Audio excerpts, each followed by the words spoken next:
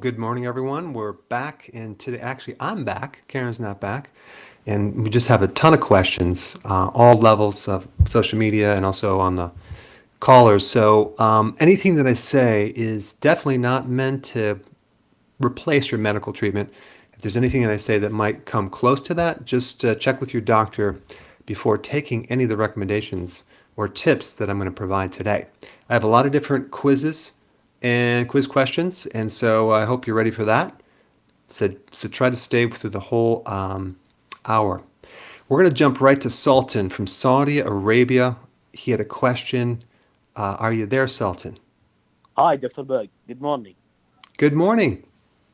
Hi. I want to ask about some vitamins like biotin and B12. They come in extremely high dosages of the daily amount or the daily value you need, sometimes up to 100,000 or 50,000% of what you need daily. Why Yeah. do they put like huge amounts in them? And isn't that maybe hurting the body or giving way too much over the daily need of the body? Is my question. Yeah, very good question. The reason why they do that is that vitamins come in different forms. And I don't know if you've ever seen like a L dash blah blah blah or R dash this or that before the vitamin, um, which should indicate more of a natural versus a synthetic version. And when you add synthetic fractions of vitamin complexes and you take them, you have to take a lot more of them to make them work. And that's why I don't recommend synthetic vitamins. I mean, rarely do I recommend, unless you're doing a detox for a short period of time, maybe for a month or two. Um, because when you start to take high, massive dosage of certain nutrients, they can actually throw off other nutrients. So, especially like even B12 and but but on the flip side, if you're doing higher potency vitamins, if they're natural, certain potency vitamins have certain therapeutic benefits. So I'm not against that in certain situations, especially when we're getting into vitamin D and sometimes vitamin C. And I'll give you one example. Like there's different forms of thiamine, B1, Mm-hmm. and if you have the natural form, you don't need nearly the amounts. If you do synthetic, you're going to have to take massive amounts to create an effect based on the research that's out there. So I think ideally the best thing to do is to go with food concentrates or watch a lot of my videos just to get more data on that because I've done a lot of research on that.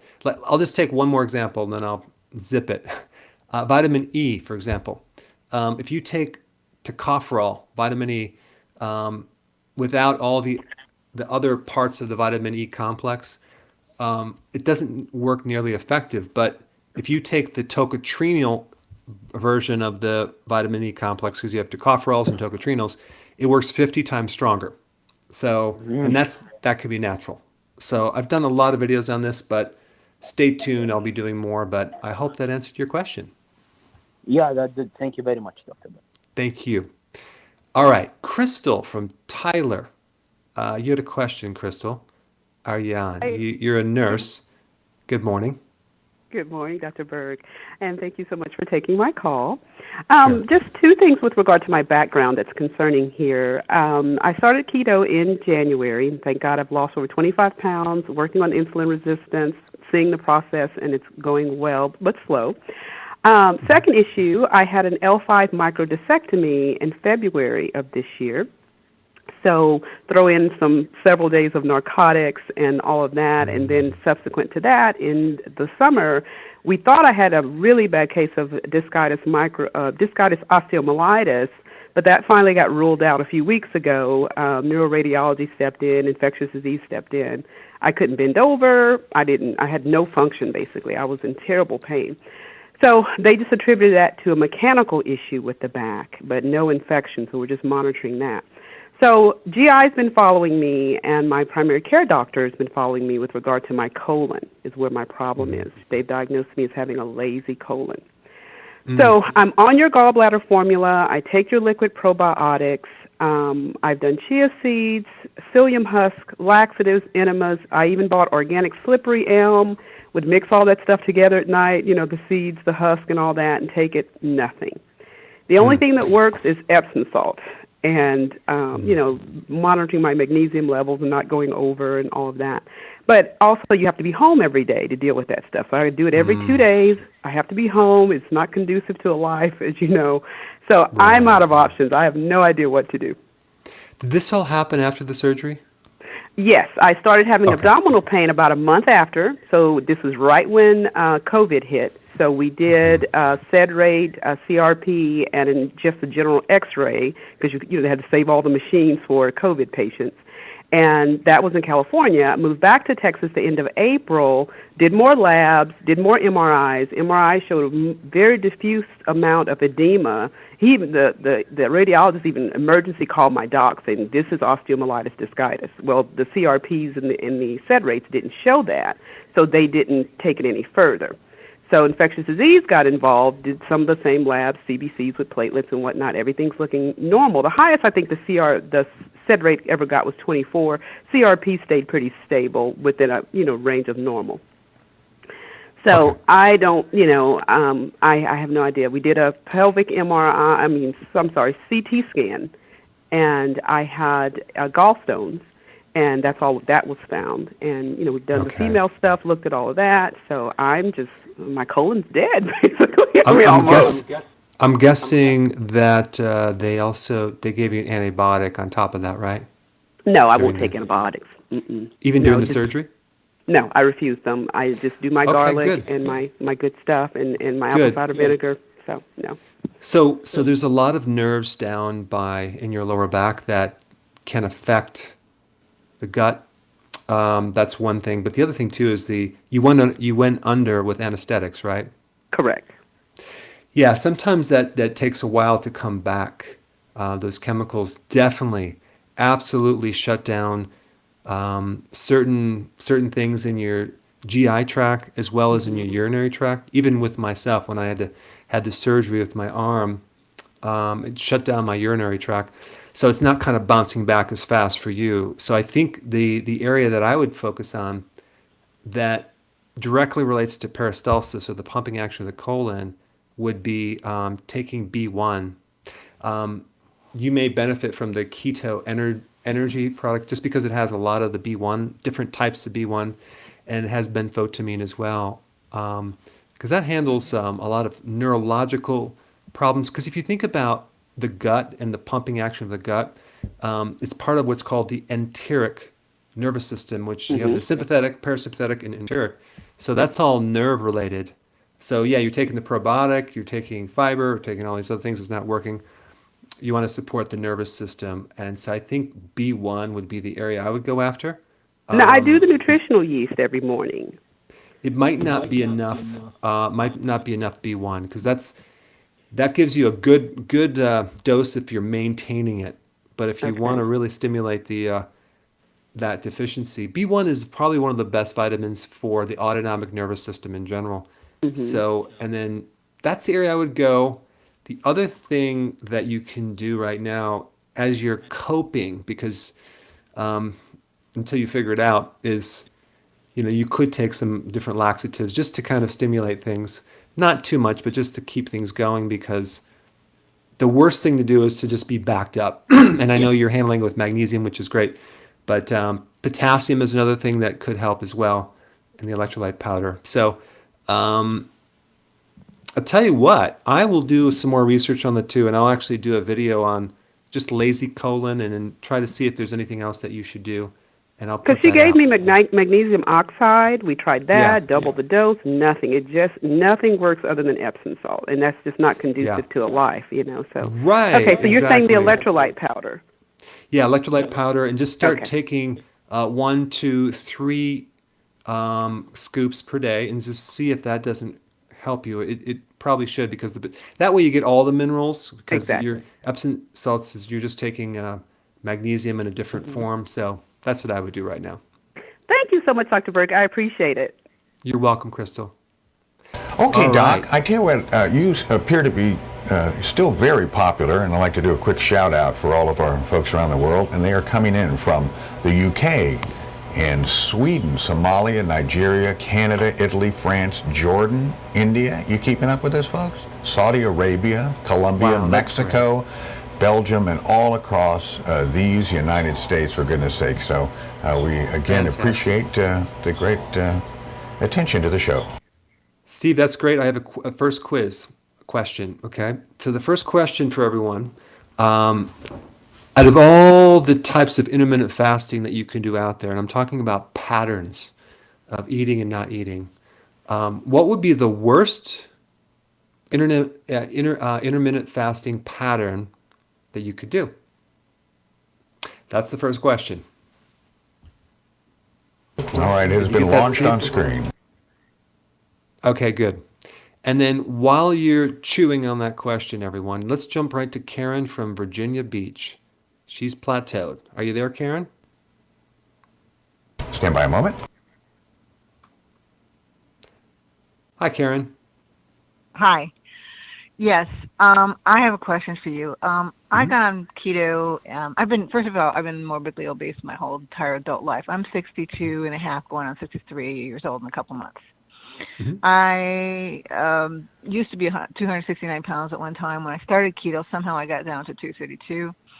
And that's where I started in 2016. I got down to 173. Someone told me stories and scared me off of keto. I got off, gained 20 pounds back. Earlier this year, I decided to go back on. But for the life of me, I cannot get under, I'm 5'5", and I can't get under 173 pounds. It's just staying there. It won't move. Yeah. And stuck. I tried intermittent.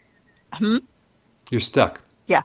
Yes, I tried a little bit of that, what do they call it, once a day eating, OMAD? intermittent, OMAD, yes. It escaped me. Mm-hmm.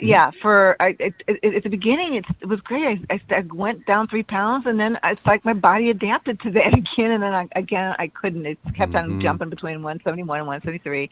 I got down to 170 and back here we are to 173 again. I'm like, what is going on? Why can't I get below 170? You know, and I don't know. Well, I have a couple questions. At my age? Well, how old are you again? You're 60 something? In 2 months, I'll be 63. Okay. And where does the weight tend to be on your body? Is it all over? Is it in the stomach? Is it in the hips? I'll be honest, I have an overlapping stomach, and I have, since I had kids. Okay. And do you have any other problems like sleeping problems, arthritis? Are you on medication, etc.? No medication. Arthritis. I had problems with my lower back. I fell down the stairs when I was 20 years old. I have 2 bad discs in my neck. What was the other one that you mentioned? I have that too. Thyroid? Slow thyroid? No, you didn't mention the thyroid. You said something else. Sleeping problems? My blood pressure was... Sleeping, yes. Sleeping? Yes, I had sleeping problems, and sometimes I do, and sometimes I don't. Sometimes I equate that to just going to the bathroom in the middle of the night, and I just can't go back to sleep, Okay. Well, here's some ideas. When you do this, do you tend to get hungry often, or do you find that you're not that hungry after doing keto and intermittent fasting? Not now. I'm not hungry, but I used to be at some point earlier on, but now I've adapted enough where I'm not hungry. Okay, so this is what I would do. This is actually, believe it or not, it might be simpler than you think. If you've had a lot of weight in the past, and you have a history of trying to lose this weight, that means there's some pretty serious insulin resistance in the background that's just like keeping you at a set point, so you can't seem to get below the set point. So the set point is influenced by your insulin resistance. So that would be a different goal that I would focus on. Forget the weight, go after the insulin resistance, because that would actually solve the weight. And that's just a matter of keeping the insulin down. So you have 2 choices. You can lower your carbs, which you're already doing, or you can fast longer. Some people, a good percentage of the people are in the same boat. And when I was in clinic, this is what I would tell them, and it seemed to work. They would go into they would actually have one meal and every other day, and then they have a lot of supplements to make sure they're not deficient, because when you're not eating, you're on a high fat diet. You're eating your own fat. And if you don't have any hunger, why eat? You're riding the wave, you have extra reserve to tap into. And for some people, especially if they really are hit that set point and over the age of 50, they need to go longer with the fasting. So I would do once every other day for a while, and then I might want to try a longer fast, maybe a 72-hour fast, and then go back to your once every other day. Make sure you're taking your nutrients. I think that may get you where you want to go, because that's going to correct the insulin resistance and then really take you to a whole different level. That's what I would do. Okay, I've managed to get through like a 30-hour fast, and then Good. I'm hungry, and Right, then right. so I'm guessing a lot of liquids and fluids. Yes, teas, a lot of green tea would be good, because green tea is a really good thing for the metabolism if you're doing fasting and you add that together. But just make sure you're also taking other nutrients as well, because when you're fasting, you could, especially longer fast, you can actually, not have the full reserves. But I think that is what you would do. Don't be afraid to consume enough sea salt with this as well, and electrolytes. And then just ride the wave and go as long as you can until, wow, I'm hungry, I have to eat, I'm feeling weak. But ignore the temporary little stomach growling and maybe a little bit of hunger here and there, and that will go. But the main thing is you just need to fast longer right now. All right, good question. Speaking of questions, Dr. Berg, we have some answers when you're ready. What do we got, Steve? Okay, question one, let me bring it up for the folks again. Question, the worst intermittent fasting pattern is, and let me bring you back up here, sir. Okay, 60% say the 5-2 plan, 20% say 2 meals a day, and 20% say carbs with intermittent fasting. Well, the answer is the 5 and 2 plan. Very well done, everyone. And so for those of you that don't know what that is, I'll tell you. I don't know who came up with this, but it's like 5 days you eat normal foods or regular foods, which is basically junk foods. And then you're going to go 2 days with a 500 calorie eating plan. I mean, like, that's not even a true fast, that you're eating a low calorie diet. And they call that a fasting pattern, intermittent fasting pattern. I don't like it. It's called the fast diet, if I'm not mistaken. I think what they're missing is it takes at least 3 days to get into ketosis. And so you never really get in there very well. You might get into ketosis a little bit on the weekend, and then boom, you're right back to your regular foods. It's just not enough to really handle what you want to handle. So that is the worst pattern. And the other pattern that I don't like is the every other day eating, or the fasting, or the alternate day fasting. I don't like that either, because you're going right back to your regular foods every other day. So you don't give your body a chance to really get into the deep ketosis to see the benefits. Now, excuse me. One of the best things you can do with fasting, where all the magic happens, is kind of fast all the way up to 18 hours. So now, if you go more than that, that's even better. But if you can get up to 18 hours on a regular basis, or even 20, right in that sweet spot, I think you'll start experiencing the cognitive benefits, the mood benefits, the anti-inflammatory benefits, and of course the weight loss benefits for most people. I would also add, Dr. Berg, that sort of like an alcoholic, drinking for 5 days and then knocking it off for 2 is just a lesson in frustration. It's very difficult to get into a pattern of eating where you feel great, and if I, have a ice cream cone every other day, I am doomed. So I'd rather get on track and not be tortured by thinking, well, I'll wrap this up in 3 days or 2 days, and I've done that before in my life. So it's by no the fun. by the time you repair your liver, you're right back into damaging the liver.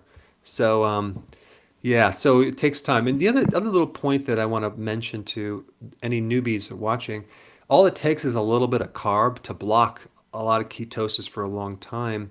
And this is something that kind of surprises people. If you have some dessert or half a glass of wine, it can bump you out of ketosis for 48 hours, sometimes even longer. So it's real easy to be bumped out of ketosis, and it takes longer to get into ketosis. And so also one indication that you know you're not in ketosis is if you're hungry and especially craving carbs. Because if you're in ketosis, the hunger goes away. All right. So, Steve, we're going to go right to some additional questions here. Great. I was going to just say real quickly, we have a ton of people. You want to launch a question first, and then we'll go to Facebook and YouTube for their questions. Okay. Yeah. Stand by. Okay. So next Steve, question. True or false? Can you get vitamin D from tanning beds? Can you get your vitamin D from tanning beds? Very interesting question. I think I know, but True I'll or shut false? up. Yeah. All right. Well, I tell you, Dr. Berg, we have a number of questions. On Facebook, first of all, Dora, is wheatgrass juice safe for fasting? Is that going to knock her out of her fasting routine? Okay, so wheatgrass juice powder is different than wheatgrass powder. So if you're doing just the juice of the powder, it's more concentrated without the fiber. If you do a small amount, I think it's totally fine. I've actually, on my wheatgrass juice powder, 1 scoop is less than 1 gram. So there's no calories. There's some, but it's so small, it's not going to affect your insulin. I actually do it, and the benefit of it is it's pretty huge because of the chlorophyll and the phytonutrients. So, if you juice it yourself and you get a lot of juice, potentially that could be an issue if you have too much. But if you do 1 or 2 a day, I think you're going to be totally fine. Okay, Doc, let's jump over to YouTube. Josh has been diagnosed by his doctors with having reactive hypoglycemia. Help! Yeah, I'm telling you, the advice that you're going to get is going to be small, frequent meals per day. Keep some sugar in your pocket and candy if your blood sugar goes down. You'll never solve that problem by doing that. What you have to do is you have to start out doing cutting out the carbs from your meals, okay? Cutting the carbs out, bringing the carbs down. And, right now, if you need to use protein, fine. Protein is better to consume to stabilize blood sugars than carbs. And then what you do is you add more fat to the meals so you can go longer, and slowly you go longer between meals, no snacking. And then what happens is you're bringing your insulin down. So there's nothing now to push. See, insulin is pushing your blood sugars down. And that's where the problem is. You ends up with hypoglycemia because it's pushing the blood sugars down. And what's triggering that is the carbs. So you have constantly this low blood sugar and you're feeling weird. So you want to solve this problem by backing away from insulin, cutting the carbs down, and then doing fasting. And then that will actually correct it, because now the insulin level comes way down. And now guess what happens? The blood sugars are leveled out. Okay, we've already got some answers for your second question. Okay, good. Well, go ahead and give me the answers. Okay, first the question again. Can you get vitamin D from tanning beds? And 90% of our respondents say no, and 10% say yes. I say yes. Am I wrong? Steve, this time you are wrong. Sorry. But there's the wavelength, the frequency of UV from tanning beds is UVA. Okay, and that gives you the tan and the burn and the aging on the skin, but it doesn't give you the vitamin D. In sunlight, provides a wavelength, a lot of different spectrums, including UV ultraviolet A and UVB and C and infrared and all these other things. So it's the UVB that stimulates the skin, kind of the fourth layer deep into the skin, that then causes your cholesterol to transform into vitamin D, but it's in an inactive state. Then that inactive vitamin D travels through the blood and goes to the kidney and in the liver, and that's where it's converted to the active form. So that's why tanning beds don't give you enough vitamin D. How do you like that answer, Steve? Well, You but yeah, I'm hoping to sort of redeem myself. It is actually a hormone, isn't vitamin D a hormone? It is. It's not even really a vitamin. It's a hormone. That's Ta-da! exactly right. And it's made from cholesterol. So, yep, it's made from cholesterol, and that interaction happens in your skin. So, um, that's correct. Okay, how about another question? We've got quite a few of them. I mean, from social Let's do media. Okay, great. Let's Fatima, did I say that right, Terry? Thank you. Can you lose weight on keto without fasting? Sure. Yeah, you can, but it's more difficult. You just have to cut your carbs way down. But if you have a metabolism problem, I don't think you're going to be able to do it with many frequent meals. I mean, just working with so many people that even before I started doing intermittent fasting, I started with keto, and some people would lose weight, some people wouldn't, simply because they had too much insulin and they were eating too frequently, especially with all those keto desserts. Interesting. Okay, how about we jump over to YouTube? Jane lost 56 pounds, yay, on keto in 6 months, but she's concerned that her LDL has gone up, and she also put, is that because of MCT oil? You know, I think you should watch the video on the good and bad LDL. That's what it's called. And there's two types of LDL. And if she were to get a advanced lipid profile test, advanced cholesterol test, she would be able to determine if that LDL was small dense particles versus large buoyant particles. And she's going to find out that the type of cholesterol that she has, as far as in the LDL family, is not that bad, actually. It's good. And it's just coming from you're eating more fat. And it's being mobilized through the liver and through the bloodstream and from the fat cell. You have to realize, too, that LDL is a protein that's carrying cholesterol. And guess what? If you're losing weight, weight has triglycerides and it has cholesterol. So you have to mobilize it out of the fat cell. How are you going to get that out? So that's all I have to say about that. But I do want to go to Seth from Moses Lake. Are you there, Seth? Hey, Dr. Berg, how you doing? Hi. Great, thanks. Yeah, I had a question. I loved your video that you did on explaining like how insulin works. It opens up the cell, lets the energy in. One of the things that I was really curious about, I like to understand how things work, is why does your body elicit an insulin response on something like maltodextrin or something that has 0 caloric value or nutritional value, yet for some reason it will have your body release insulin? That doesn't make sense to me. Very good question. It's because it is calories are a factor, but there's another factor, and that has to do with the glycemic index.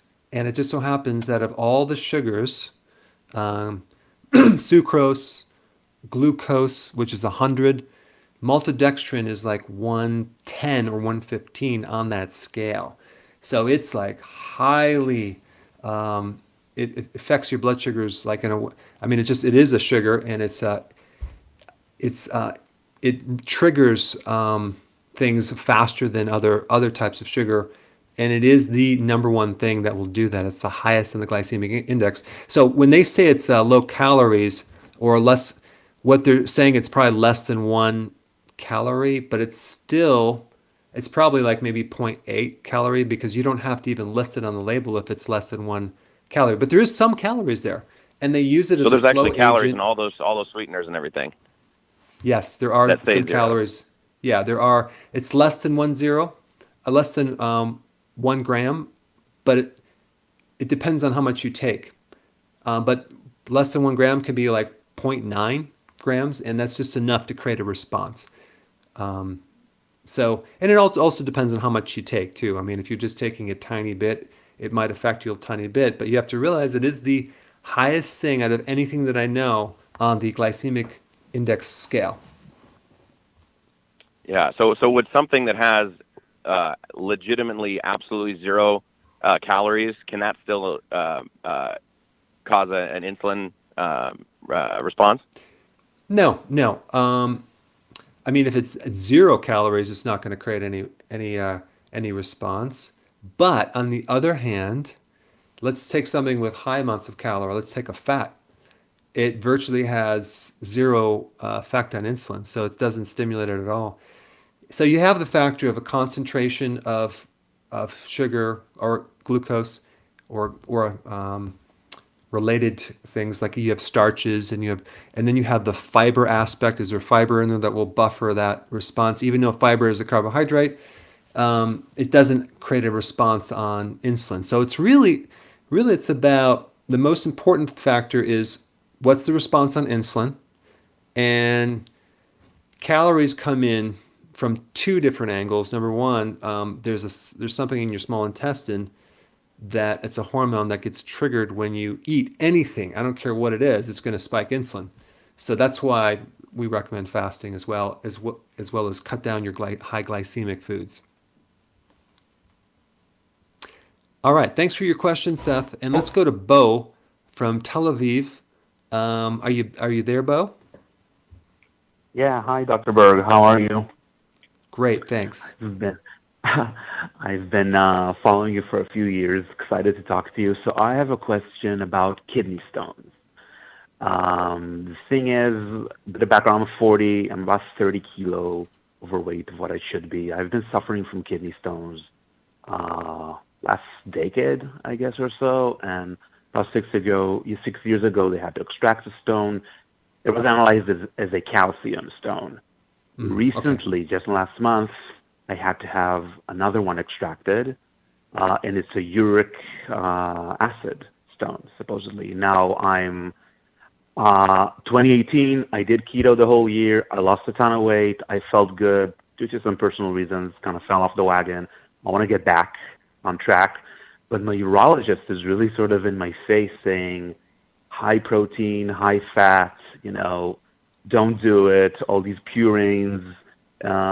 This is going to really aggravate kidney stones, and I want to see right. Yeah, I'm kind of lost, Well, this funny thing is I would break it down by exactly what he said. Like, there's nothing related to high fat that causes kidney stones. Like, you don't get purines in from high fat, but you can get it from high protein. But guess what? Right. Keto is moderate protein, and that is something that it's not a high fat, it's not a high protein diet. The other thing too is that when you research kidney stones, there's a lot of credible data that substantiates this this idea that even high fat diets do not cause kidney stones, and they've done research, and so it's kind of it's just a theory, it's not a fact.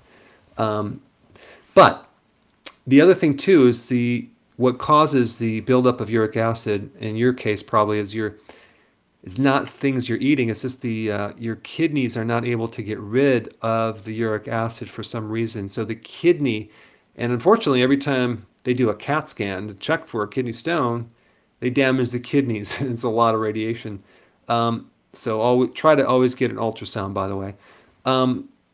What you need to do, and I'm sure you did this, is they have these functional kidney tests where they have you measure your urine, and then you send it in, and they can analyze a lot deeper of all the chemistry that's going on that can contribute to your kidney stones.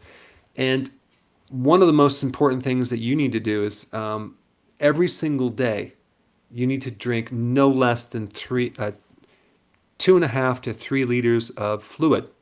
Now, of course, I'm talking about fluid, not just water. Have your electrolytes and sea salts, but the fluid is the key thing, because that will keep your urine from going into a super concentrated state, and that alone will prevent the formation of kidney stones, having enough fluid.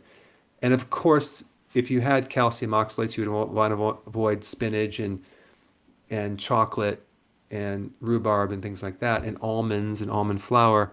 But now it's uric acid. So the problem is, when you fast for a long period of time, you will increase your uric acid because it's an antioxidant too. But that's one of my main concerns. Yes. If you keep your fluids up, and you have lemon water, and you have potassium citrate, which I recommend on a regular basis in electrolyte form, that will greatly help you. And I think that's what I would do. I would get the benefits of the fasting, but keep your fluids up, and then just keep supporting your kidneys to the point where they can, stop forming stones. Okay. So would you say, I mean, I already ordered the electrolyte powder that's on your website, and Yeah. I understand it's full of potassium. So would you recommend, I mean, could that really help me get Yeah, because it does the potassium into my potassium. body and counter Yeah, and the uric plus acid? it's gonna take your pH and you're gonna make it more alkaline. And the thing about uric acid is that if you keep it alkaline, and then it doesn't form into the crystals. It's really a pH thing too. So that potassium citrate will keep it at the right pH for you. All right, good question, Steve. Yes. Are we ready for another question We here? absolutely are. You have so many great questions. I think we'll keep piling them in. And so this one, I'm going to put it up on the screen for our viewers now, is what are the top 2 reasons not to take apple cider vinegar? Yeah, so there's 2 reasons why you wouldn't take apple cider vinegar. I mean, there's probably could be more, but what are the 2 top reasons why you wouldn't take apple cider vinegar? That is the question. And while you're answering that, I want to go to Larissa from Miami. Are you there, Larissa? Yes, yes, I'm here. Can you hear me, Dr. Berg? Yes, I can. Yes, I can hear you. Yes, thank you so much for taking my call. I'm a Sure. huge fan of your work and your products for last 5 years.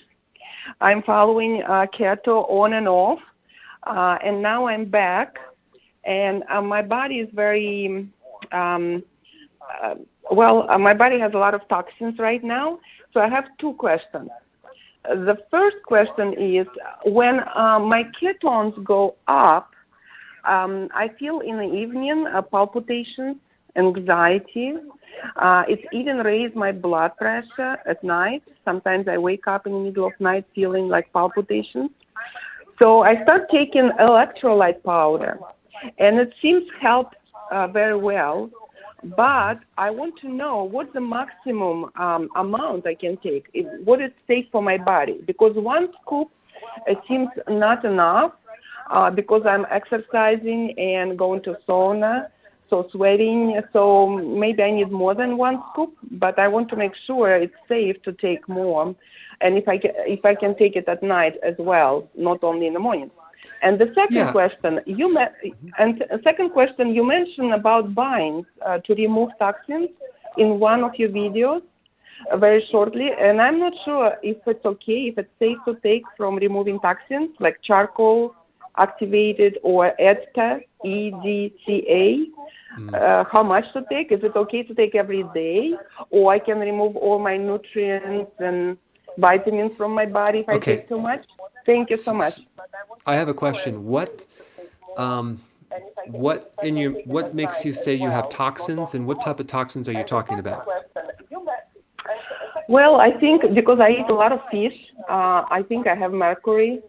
Also pollution. I was traveling in the big cities a lot, living in Miami and Moscow, big cities. So I think I have a lot of pollution because it's like in the mouth. I have sometimes the white in the morning, like a white kind of thing. I don't know. I just feel like I have toxins. Okay, so there's can 2 things I explain. would recommend. 2 things I would recommend. I would do keto and intermittent fasting more consistently on a regular basis. Secondly, I would start consuming more greens and cruciferous vegetables. That's the best detoxifier that you can get, actual vegetables. And that way you'll get your potassium and magnesium to prevent these heart palpitations and things like that. You could take, up to 3 scoops of the electrolyte powder without any problem. You could probably take a lot more, but 3 is fine. And I think if you're more consistent with keto and you add more vegetables, and especially cruciferous, then the need for that electrolyte powder will go down. And also you're providing more electrolyte and things like that. As far as detoxes and things like that, you're getting some mercury from fish, but if you're doing the fatty fish, you're also getting selenium. So good amount of selenium with the trace minerals would be good to help you detoxify mercury. That would be good. And you can also do the chelators that you mentioned too, charcoal and the other chelator. But I don't think you really need that per se. because that pulls out all the minerals and you got to put them back.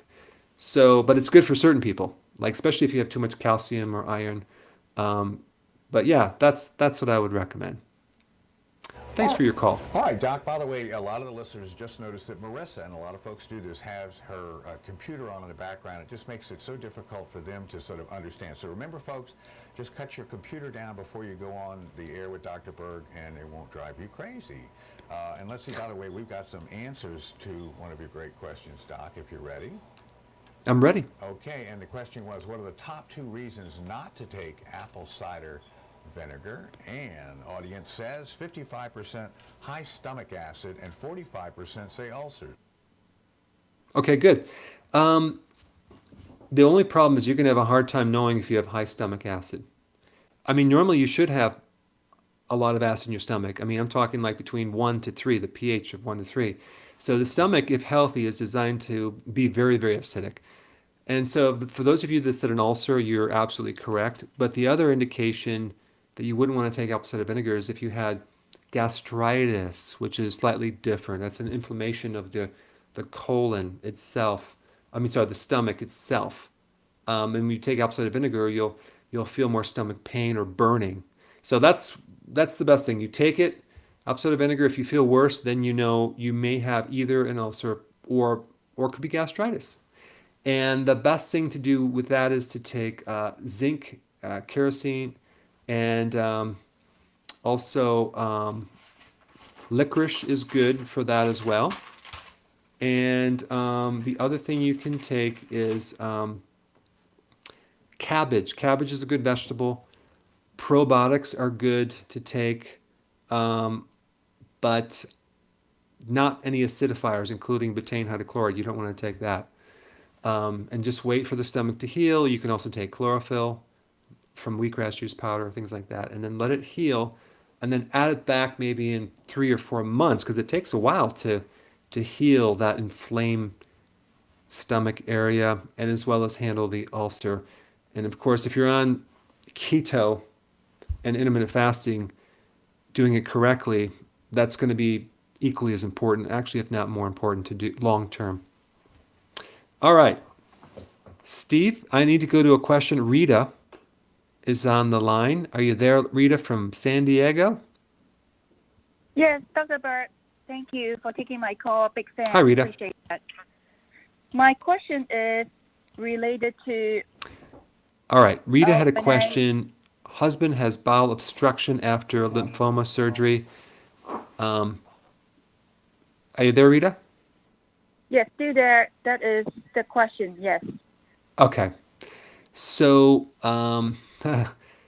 I would honestly have them do some type of scan or ultrasound or whatever to find out if they did the surgery, if there's scar tissue in there, or there's some other type of thing that got altered, if it's a physical obstruction. And then if there's not, and a lot of people that get surgery, they end up having more cortisol and stress to the body, and things don't work as well. I think it's very, very important, and I would bet anything he had an antibiotic when he had that. I would put back in a very strong probiotic, and I would do that, and that will help the bowels greatly. That's probably the best thing you can do. But if there's some type of obstruction in the bowel, he's going to have to. If it's a blockage, you're going to have to probably surgically remove that, because there's really nothing you can do other than surgery for that. Excellent. Thank you, Dr. Berg. All right, Doc. You're welcome. Oh, I'm sorry for stepping on your caller. But anyway, our listener, Tracy, has a great question from Facebook. She wants to know, interesting, is it true I don't need extra vitamins if my estrogen levels... Steve, you're breaking up. Say that again, Steve. Sure. Tracy wants to know if she doesn't need extra vitamin D if her estrogen levels are great. If her estrogen levels are great, she doesn't need any vitamin D. That's all I heard from you, Steve. But I'm not sure the question exactly. Wants to know but if I that would. Is true. If it's true that if her estrogen levels are great, she doesn't need any additional vitamin D. Oh, I got it. That's false information. The thing is that estrogen is made out of cholesterol, and vitamin D is made out of cholesterol. And so they're apples and oranges, but they're made from the same thing. So I would get them both tested and take whatever you need that's deficient as far as vitamin D goes, because most people are deficient in vitamin D. Steve, I'm going to go to another question from Mayleek from Belmead. Are you there, Mayleek? Stand by just a moment. Yes, sir. Yeah, I'm there. Hi. Your question, I think your brother was exposed to pesticides? Correct. So he kind of, took a lot of pesticides. Are you there? Yes, I'm there. Can you hear me? Yes, now I can. Okay. So this happened about 10 years ago. There was a suicide attempt on my brother's part during his, low times. So, since then he recovered most of it. His body was in hospital for about like 30, 40 days. So then now he lost his motor nerves. Since then, actually, on the so on his legs and on his hands, he lost his motor nerves. So is there anything, that particular diet or anything that can probably help him? Well, I think I would definitely put him on my standard keto and intermittent fasting program. But the other thing too, when you lose your motor nerve function, whether it's from chemotherapy or diabetes or whatever, is he needs to get on what's called benfotiamine. It's a fat-soluble B vitamin that he can take 4 times a day to help support those nerves. And of course, I would also recommend a lot of cruciferous vegetables for a long period of time to help continue to detoxify him of those pesticides that he's been exposed to. Okay. All right. Do you mind repeating quickly the B vitamin that you mentioned? Benfotiamine. Benfotiamine, it's a B vitamin, it's a fat-soluble one. If you watch my videos on peripheral neuropathy, I'll talk more about it, but that's what I would recommend. Okay, Steve. Yes, sir. Are we ready for another question? We certainly are. Why don't you read it for our audience? What are the 2 reasons why people get sleepy after they eat? All right, they have the question. Okay, let's go to Royanne from New York City. Are you there, Royanne? Stand by, we're bringing her up. There you are, Roanne. Hello, Dr. Berg. Hi, how are you? I'm good. How are you? I just had a question regarding sugar alcohol, because you seem to like on xylitol more yourself. I was just wondering why, because on erythritol seems, I mean, at least for me, it tastes better and has a glycemic index of 0, right? So I was wondering. Yeah. You know what? That's a really good question. I think it's a taste preference. You're right. Erythritol is better than xylitol on the index of things. It's personally, when I put it in like my coffee, I'll have just this tiny bit of xylitol every morning. If I put xylitol, it doesn't seem to. I don't like the taste as much. But if you do, I would much rather you take erythritol, because xylitol is a little higher in the glycemic index, even though it's in the low range. And then some people take the erythritol with monk fruit as a combination. I think that's really good. It is 0 on the glycemic index. Of course, when you buy it, make sure it doesn't have added maltodextrin or dextrin, which they always kind of put that in there. But it's just a taste thing. My taste indicates that xylitol is probably the closest thing to sugar as far as taste goes. But you know what? I think if I were you, I would just keep doing what you're doing, because that's actually better than what I'm doing. Okay. Thank you so much, Dr. Berg. It's really great. You're welcome. Pleasure. All right, Doc, why don't we take another call while we gather the answers? Okay, Sarah from Gilbert had a question about your son taking potassium chloride. Thank you for taking my call. Hi, Great. I have a 13-year-old son now. He has dent disease, and he has a lot of he loses his creatinine levels are high, and he's losing his potassium levels are usually very low. So the doctors put him on citrate, potassium citrate. Then he had a metabolic reaction to it. Then they changed it to chloride, potassium chloride. I want to see if you can offer some, like if you have something natural potassium for him that I can order instead of giving him this, because I know too much potassium also is not good for the kidney itself, but he's low on it. I don't know, something natural that would help him. Well, I have a really good potassium product. It is citrate, but it's not from China, and it's not made. It's non-GMO. It's high quality, and it has all the other electrolytes and trace minerals, and it's in my electrolyte powder. I think that might be a really good one because it's higher amounts, and it's in a blend of all of them. The other thing you have to realize too is that unless he has a chronic kidney disease, that potassium is actually good for the kidney. It's protective. But the studies done on toxicity of potassium on the kidney, and I've read them all, really only had to do with the potassium chloride, not the citrate. And it was, I think it was one person that created a certain lesion, and it was in a time delayed capsule or something where it had some other factors to this potassium. It wasn't in a powder.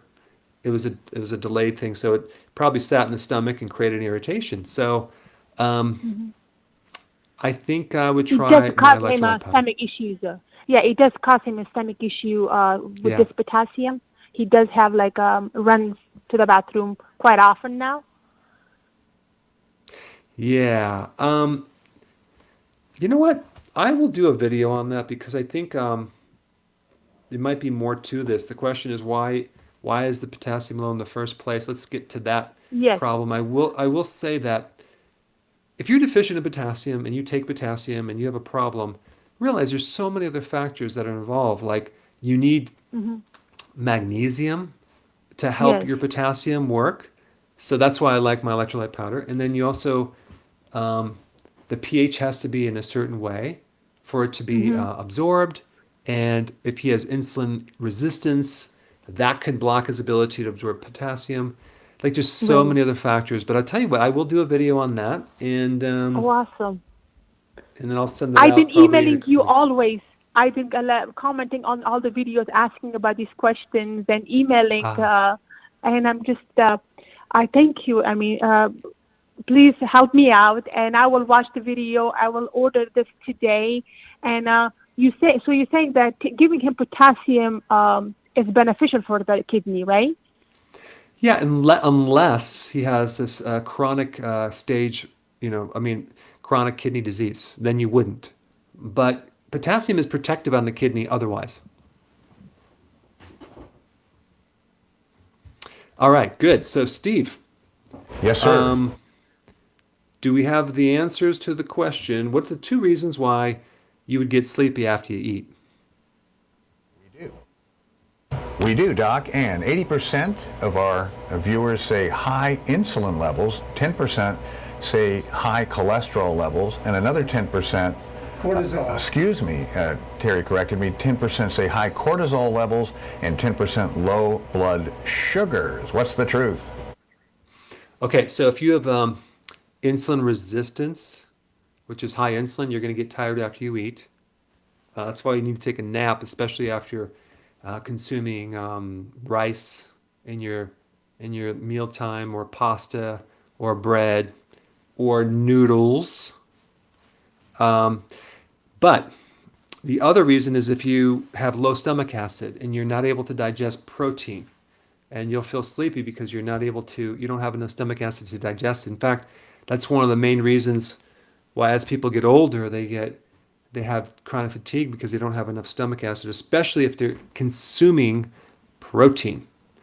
Some people, they'll eat a piece of meat and they just need to take a nap because they just can't digest that. So stomach acid, adding more of that apple cider vinegar, betaine hydrochloride when you eat, will many times increase your energy because you're increasing the breakdown of that protein. Interesting, Doc. I tell you what, a little time left and two more questions. Let's knock out another one.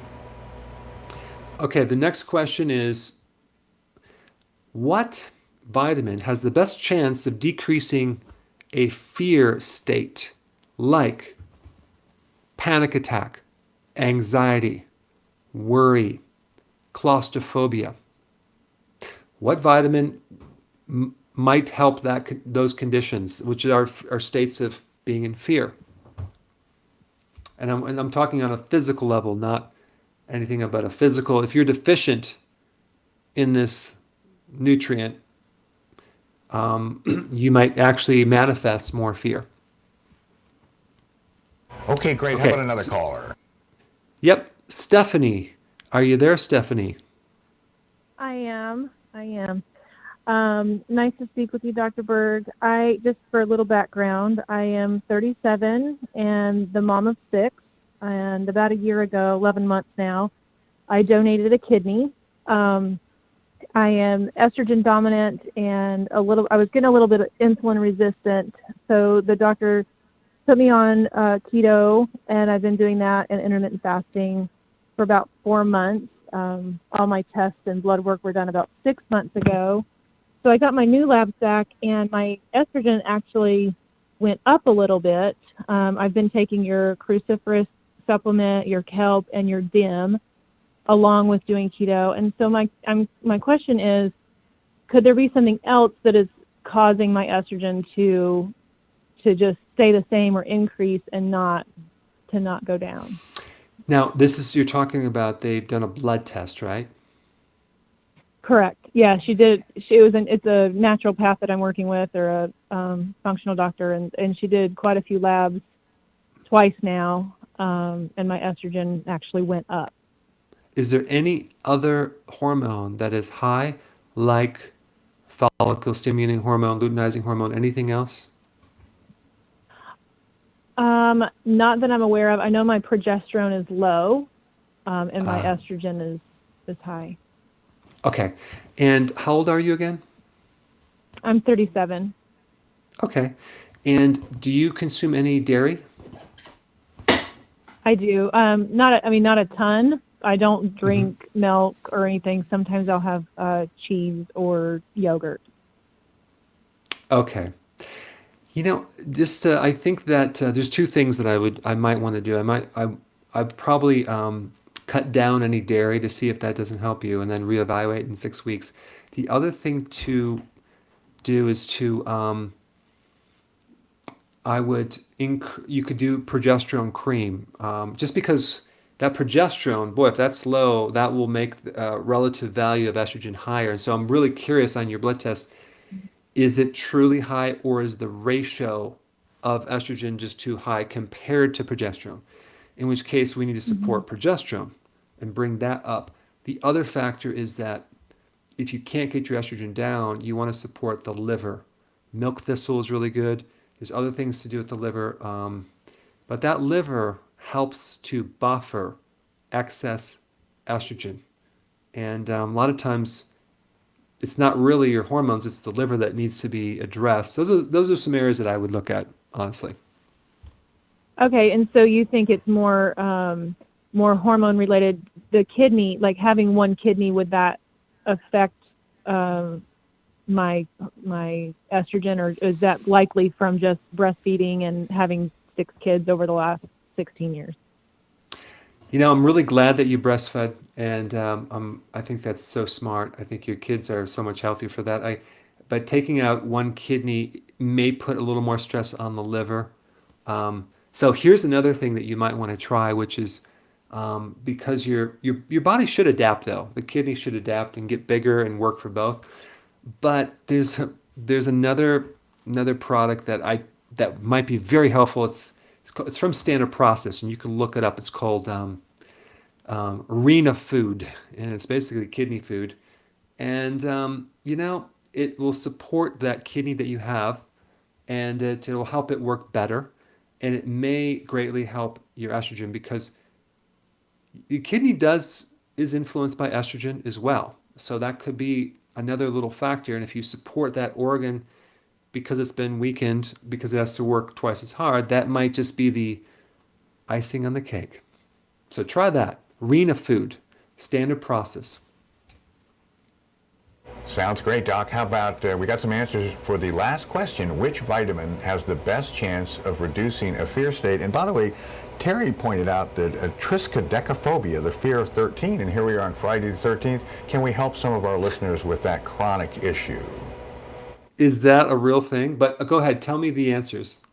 All right, the answers besides triskaidekaphobia, which is a real thing, 60% say B1, 15% say magnesium, 10% say B12, and 15%, if that all adds up to 100, vitamin D.